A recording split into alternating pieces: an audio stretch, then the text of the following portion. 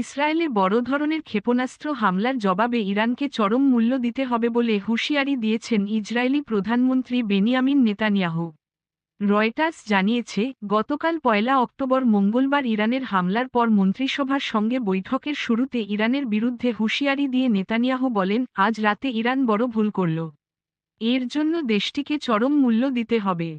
তিনি আরও বলেন, ইরান সরকার আমাদের প্রতিরক্ষার দৃঢ় সংকল্প, আমাদের জবাব দেওয়ার দৃঢ় সংকল্প বোঝে না। অতীতে একাধিকবার এর প্রমাণ দিয়েছি। যে আমাদের ওপর হামলা চালায়, আমরা তার ওপর হামলা চালাব।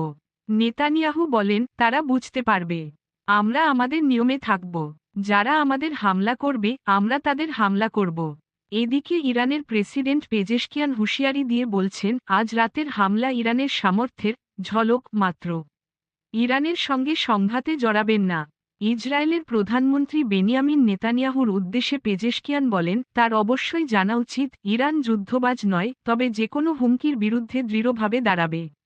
স্থানীয় সময় গতকাল মঙ্গলবার রাতে ইসরায়েলের সামরিক অবকাঠামো লক্ষ্য করে ক্ষেপণাস্ত্র হামলা চালায় ইরান।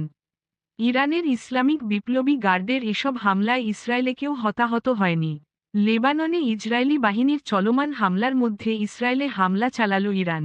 কয়েকদিনের বিমান হামলার পাশাপাশি গত সোমবার লেবাননের দক্ষিণাঞ্চলে স্থল অভিযান শুরু করেছে ইসরায়েল।